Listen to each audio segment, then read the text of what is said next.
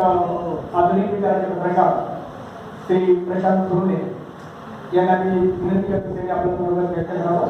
खूप चांगले बोलतात, तुम्हाला चांगलं वाटेल. त्यांनी कर्नाटकात वेगवेगळ्या पातळीवर काम केली, त्यांना विनंती करतो त्यांनी आपलं मनोगत केलं. सूरज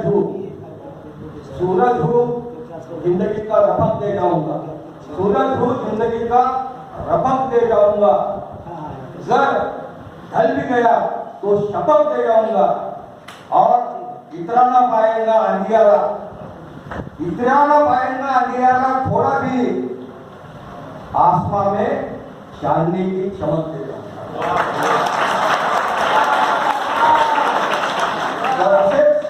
आमचा सर प्रशांतजी कोटे कॅप्टन म्हणजे एक क्रिकेट त्यांनी चालवली आणि युद्ध आपण पाहत असाल, युद्ध हे नेहमी मैदानाच्या पहिले टेबलावर लढत असते आणि तेच त्यांनी टेबलावर लढलं आणि युद्धामध्ये सुद्धा एबीसी जसं असतात तसं त्यांच्याकडे एबीसी प्लान नेहमी तयार आहे.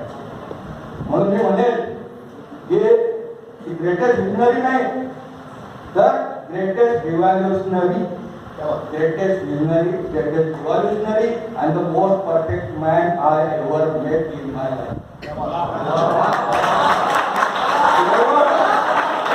शेवटचे माझे हन्नाम आहेत असं नाही, मी पण प्रशांत सरपर प्रशांत नाव आहे हन्नाम नाही. तर आमचं जे व्यक्तिमत्व आहे, बरेचसे जे पैलू आहे, त्यामुळे लाईफ अटॅक लाईफ जसं म्हणतात त्याप्रमाणे आम्ही एकमेकाच्या जवळ आलो. आणि सर मी म्हणाल की एका मिशनवर आले होते. आताच दादा सरांनी जे सांगितलं बियॉन्ड जे कॉलेज केलं होतं रिपेअरिंगच्या, त्या कॉलेजचा सुद्धा त्यांनी दुरुस्त केलं.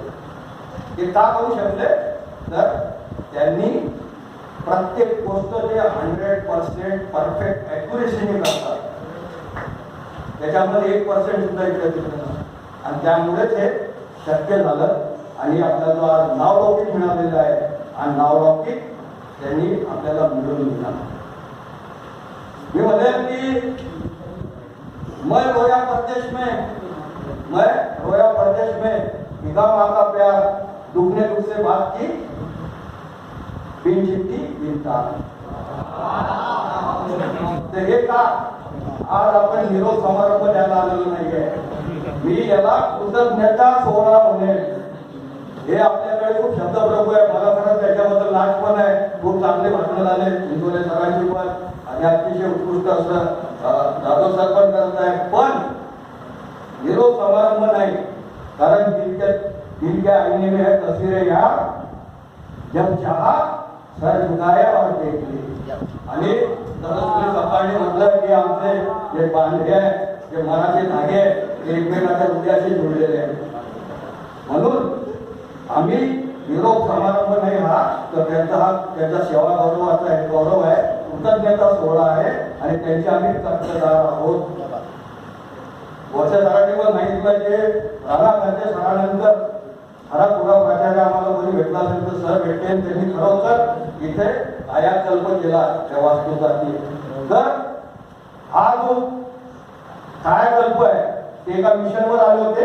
आता ते नागपूरला चालले, नागपूरमध्ये तिथे सुद्धा मोठे कॉलेज म्हणेल की फार नावाजलेलं कॉलेज कधी काढलं होतं, पण त्याची आज थोडीशी दुर्दशा झालेली आहे. माझ्या माहितीप्रमाणे पहिल्या स्त्रीवादी लेखिका कुमुदताई पावडे सुद्धा तिथेच होत्या, यशवंत मनोहर सुद्धा तिथे होते. तर असं हे जे कॉलेज आहे त्याला सुद्धा करून घेण्यासाठी ऑफिसर ऑन स्पेशल मिशन आणि त्यांच्या डिक्शनरीमध्ये नो वर्ड इम्पॉसिबल असं आहे. अशा सरांची तिथे आपली नियुक्ती झालेली आहे आणि नागपूरचं आपलं काय घर अंगणच आहे, त्यामुळे सर्वात जास्त जे आहे आपल्या आता तिथे राहायची व्यवस्था झालेली आहे. आम्ही जे पावसाळी आंदोलनावर ते गोष्टी वगैरे काढत असतो, जंगल जमीन असतो, इतर सामाजिक असतो, संविधानिक अधिकार असतो, त्यासाठी सुद्धा आमची तिथे आता व्यवस्था निश्चितपणे होणारच आहे. आणि मोठे कॉलेज सुद्धा पुन्हा दरवर्गाला प्राप्त होईल. त्याप्रमाणे आमचं तिथे सरांनी एक प्रतिसृष्टी त्यांनी तयार केली, जीवसृष्टी इथे तयार केली आणि पुतळ्याचं राजकारण चालू आहे. पण कोणतंही प्रसिद्धी न करता त्यांनी समाज पहिले इथे जिजाऊचा पुतळा त्यांनी बसवला. अकोटमध्ये येऊन त्यांनी इथे आपल्या इथे त्यांनी पुतळा बसवला आणि कोणी लोकवर्गणीतून बसवला. म्हणजे यासाठी काय तर संघटन कौशल्य त्यांच्याकडे आहे आणि हे संघटन कौशल्य ते नागपूरला सुद्धा वापरतील. आणि अधिक तर मला बोलायचं नाही आहे कारण वेळ खूप झालेला आहे.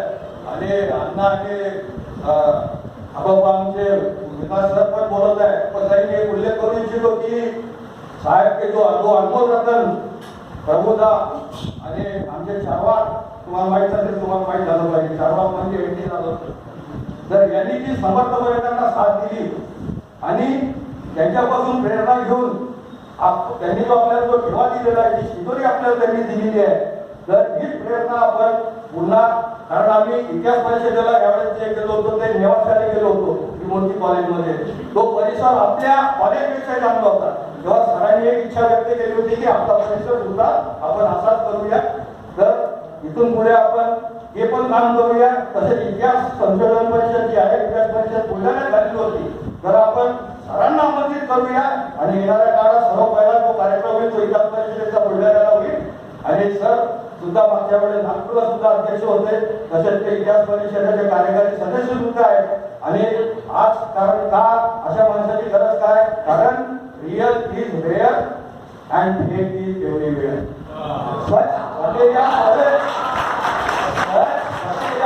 तो सचना रहे, झूठ की तो कोई इंतहा ही नहीं. जुमलेबाजीचा, अराजकतेचा, असंवेदनशील, संवादहीन अशा काळामध्ये सर 3 वर्षापूर्वी ते आले. म्हणजे परफेक्ट सांगायचं बरोबर तर 3 वर्ष 2 महिने 4 दिवस सरांचा जो कार्यकाळ होता हा पूर्णपणे कोसे सरांचं पण मला उल्लेख करावा लागतो की त्यांनी सांगितलं की सर इथे येऊन केबिन मध्ये राहिले. ते पाहिलं तर 100 फुटावर दुसरी केबिन होती तिथं, पण ती त्यांनी सोडली. ती का सोडली, कारण त्यांच्यामध्ये विद्यार्थ्यांमध्ये तिथला जो स्टाफ आहे त्या कॅम्पसमध्ये अद्वैत होतं. आणि ते अद्वैत म्हणजे ते सर्वांनी जाते उदाहरण सांगितलं सांगणार नाही, पण हे अद्वैतासाठीच ते इथे केबिन करून राहिले. म्हणजे आपण एकत्र आहोत, एक आहोत, हे पूर्ण वास्तू एक आहे, मी आहे, कारण आम्ही आहोत. आता आमचं उपनिषद आहे. तर त्याप्रमाणे सरांनी जे आम्हाला आज प्रत्यक्ष कृतीतून बघून दाखवलं. कारण आपण काय नेहमी काय म्हणतो, थिंक ग्लोबली ऍक्ट लोकली, पण ऍक्ट कोणीच करत नाही ग्लोबली. तो थिंक ग्लोबली ऍक्ट लोकली आणि डू पर्सनली. आणि think to change, be the change. ते स्वतः त्यांनी आपल्या कार्यकर्तृत्वाने दाखवून दिलं. म्हणून अशा जो आहे असे ते कॅप्टन आहे यांना खरं तोपेची सलामी द्यायला पाहिजे. परंतु इथे आपल्याला हरेक वक्ता ही सुद्धा एक बुलंद तोफच आहे.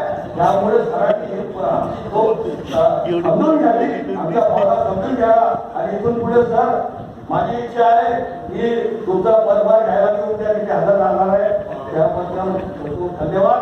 आणि आपण इथून पुढे आज डिजिटलचा जो आहे हा जमाना असल्यामुळे सरांचं मार्गदर्शन आपल्याला वेळोवेळी भेटत राहणार आहे. त्यामुळे सरांना भावी आयुष्यासाठी मी शुभेच्छा देतो आणि मॅडमला सुद्धा शुभेच्छा देतो. खूप खूप धन्यवाद. आणि शेवटी मी एकच म्हणेल की याच्यापासून प्रेरणा काही घ्यायची असेल आपण एकच घ्यावी की तुफानों से आंख मिलाओ, तुफानों से आंख मिलाओ.